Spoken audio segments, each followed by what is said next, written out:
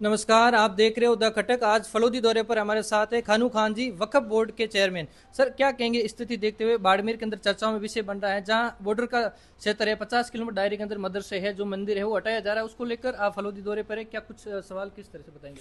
देखिए, जो सांचौर से लेके जो जिस तरह के करीबन 950 किलोमीटर की दायरे की बात करते हैं, 50 किलोमीटर की।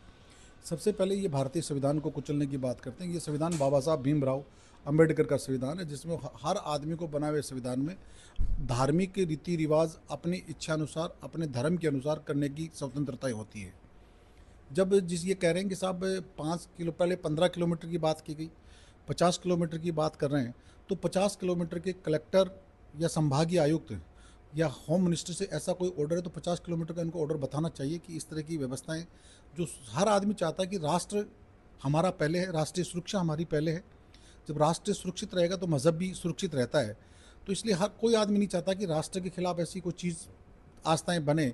आस्थाएं तो कहीं पर भी बना सकता है, कर सकता है, लेकिन राष्ट्र कहीं भी नहीं बनता। राष्ट्र एक होता है और राष्ट्र के लिए हर आदमी समर्पित होता है।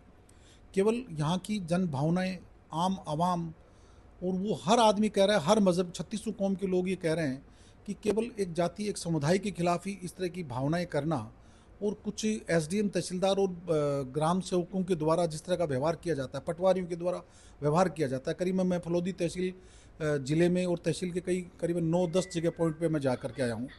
बीकानेर को मैंने देखा है। बीकानेर के अंदर कुछ गांव ऐसे हैं, मतलब हद है वहाँ के प्रशासन की झूठ बोलने की, जो मात्र 15 मिनट पहले देते हैं और 15 मिनट के देने के बाद 10 दिन पुराना ऑर्डर दिखाते हैं। आप उससे हर सुप्रीम कोर्ट का भी आदेश है कि 15 दिन पहले आप नोटिस दो, क्या रीज़न रहा है, आपके क्या प्रूफेबल है, आप अपना डॉक्यूमेंट दिखाओगे। निश्चित रूप से राष्ट्र हित में हर आदमी चाहता है कि ये मातृ वतन मेरी पहले है, लेकिन मातृ वतन की जगह केवल व्यक्ति विशेष को देने से, व्यक्ति विशेष को नुकसान पहुंचाने से राष्ट्र की बड़ा आघात लगा। और सबसे बड़ी यहाँ के साधु संत, महात्मा, बुद्धिजीवी, हर मज़हब का व्यक्ति कहता है कि यहाँ गंगा जमनी तहजीब का एरिया है, हर जगह पूरा हिंदुस्तान, वहाँ इस तरह की भावनाओं का फ्रैक्शन करना ये इंसानियत के खिलाफ है। मैं देख रहा हूँ बाड़मेर के अंदर शुरुआत हुई, उससे पहले ऑर्डर भी निकले गए। उसके बाद देखिए जहाँ पर जो जैसे भी लग गई, उसके बाद कांग्रेस के कई नेता हैं, जैसे हरीश जी बाइतू है, उमेद राम जी सांसद है, तमाम सारे नेता जो उनसे मिले भी है, काफ़ी ज्ञापन, बातचीत, चर्चा कर रहे हैं। उसको लेकर आप क्या कहेंगे? देखिए, यहाँ पार्टी या किसी की मज़हब की बात नहीं है, इंसानियत की बात है। इंसानियत का को जो मैंने कहा ना कि उसकी आस्थाओं पे आघात लगता है। बीच में और कुछ भी आता, केवल अक़लियत के लोगों को, इशारों को टारगेट करके, वो दुख इस चीज़ का है। ये ऑर्डर बंगाल का था, ये ऑर्डर बंगाल का था, राजस्थान का ऑर्डर नहीं है। अगर है तो मुझे चैलेंज करके दिखाएं। अगर कलेक्टर, अगर उनको नॉलेज नहीं है, या तो यूपीएससी से किसी की सिफारिश से आईएएस बने, या संभागीय आयुक्त किसी सिफारिश से बना है। अगर उनका ऑर्डर है तो ये बंगाल का ऑर्डर था कि जब बांग्लादेश और भारत पाक सीमा के बीच में कि इस तरह की बात थी, तो 50 किलोमीटर के एरिया वहाँ, तो ये राजस्थान का तो ऑर्डर कहीं है भी नहीं। केवल 5 से 15 किलोमीटर का ऑर्डर है, उस ऑर्डर को वो फॉलो करते।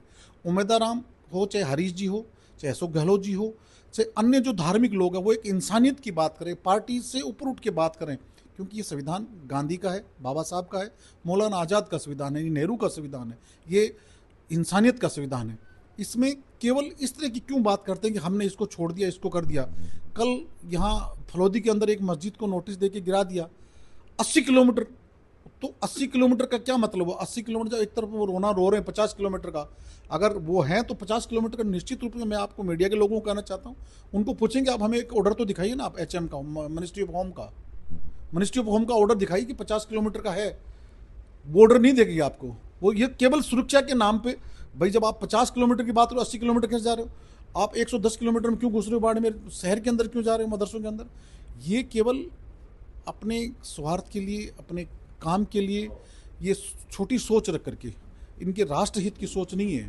प्रशासन पूरे प्रेशर में कार्य कर रहा है। प्रशासन को सोचना चाहिए, संविधान हमारा है, संविधान के दायरे में रह के काम करें। राष्ट्र हमारा, राष्ट्र हित में काम करे। राष्ट्र सर्वोपरि है, लेकिन खुद को सर्वोपरि नहीं माने।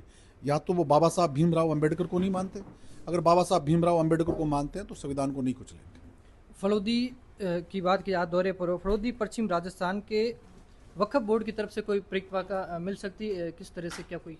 देखिए, वफ़ हमेशा, वफ़ हो चाहे देवस्थान हो, ये इंसान एक बार करता है, वो संपत्ति जो ईश्वर के नाम दान दी जाती है, वक्फ बोर्ड कोई भी संपत्ति डायरेक्ट नहीं करता, वहाँ के स्टेट गवर्नमेंट के संबंधित जो इसका एक्ट बनता है 1995 का एक्ट जो है वो भारत सरकार गवर्न करती है, जिसको राज्यसभा और लोकसभा बनाते हैं। जब राज्यसभा और लोकसभा जिस संविधान को बनाते हैं 95 एक्ट को, तो स्टेट गवर्नमेंट उसका एक पार्ट होता है, और स्टेट गवर्नमेंट जितनी भी वक्फ की संपत्तियाँ दी गई है बाकायदा जिले में जिले का डीएम, कलेक्टर, तहसीलदार और नगर परिषद में, नगर पालिकाओं में वहाँ का ईओ पहला सर्वे, दूसरा सर्वे, कोई भी वक्फ बोर्ड का सीईओ या चेयरमैन किसी संपत्ति को रजिस्टर्ड नहीं कर सकता, ना उसको राइट होता है। बाकायदा वेरिफिकेशन होता है, सर्वे के मुताबिक कभी भी बोर्ड को सुपरसीड ना कर सकता है ना करेगा, क्योंकि संविधान उसको इजाज़त नहीं देता। जब चीज़ इजाज़त नहीं देती है, जब हम राज्य सरकार के आदेशों की जो रजिस्टर्ड संपत्तियाँ हैं फर्स्ट सेकंड सर्वे के मुताबिक कर रहे हैं, आप वक्फ की संपत्तियों को स्टेट का पार्ट है, तो अगर कोई नोटिस आता तो कलेक्टर कम से कम पढ़ा लिखा है, यूपीएससी पास आउट है, उसने तैयारी भी की होगी। यूं तो है नहीं कि वो सिफारिश से आया आईएएस। अगर सिफारिश से आया तो मुझे बड़ा दुर्भाग्य इस कलेक्टर को और तहसीलदार, एसडीएम और इनको ग्राम सेवक और पटवारियों को। जब आप 95 एक्ट को, पार्लियामेंट एक्ट को नहीं मानते हो, जब आपके ऑर्डर हैं, खुद के साइन है, आज से 30 साल पहले कलेक्टर था, क्या वो आईएएस नहीं था? क्या उसके ऑर्डर को आप सुपरसीड कर रहे हो? एसडीएम के सुपरसीड कर रहे हो? आप सर्वे को सुपरसीड कर रहे हो? आप उसको फॉलो करो जो आपकी गजेटेड संपत्तियां हैं, जो वक्फ की संपत्तियां राज्य सरकार की संपत्तियां हैं, जिसमें बाकायदा गजट राज्य सरकार का गजट है। आप उस संपत्तियों के बारे में वक्फ को नोटिस देना चाहिए, टाइम देना चाहिए।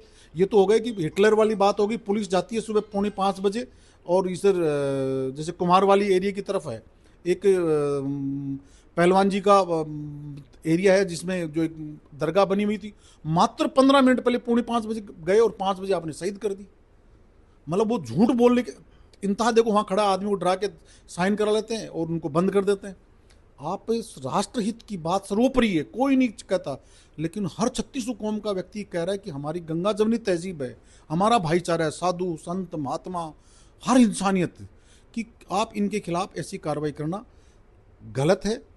हम हर इंसान देख रहा हूँ जो एक यहाँ की अथाई, यहाँ की चौपाल, यहाँ के हर इंसानियत को, मैं दो ऑडियो वीडियो सुन रहा था भील परिवारों का, एक मस्जिद जिसके अंदर वो कहते हैं कि यहाँ कोई मुसलमान नहीं रहता, लेकिन मैं पता है कि मस्जिद के अंदर जाते हैं तो नहा के जाते हैं, तो वो उस व्यक्ति को, आदमी जब उसकी दिली की भावनाएं सुनता है तो आदमी की रूह कांप जाती है कि साहब मैं नहा धोकर जाता हूँ, केवल वहाँ गेट खोल के अगरबत्ती करता हूँ और फिर आ जाता हूँ, मेरे गाँव में मुसलमान नहीं है।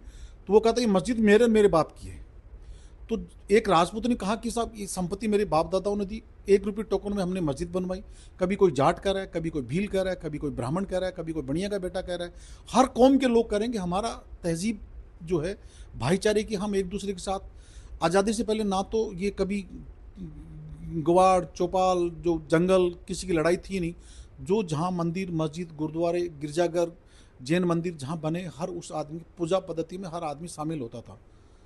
तो जब गोगोजी के अंदर, जैसे मान लो नौर भादरा के अंदर एक मंदिर है, एक तरफ पूजा राजपूत करता है, दूसरी तरफ मुस्लिम पूजा करता है।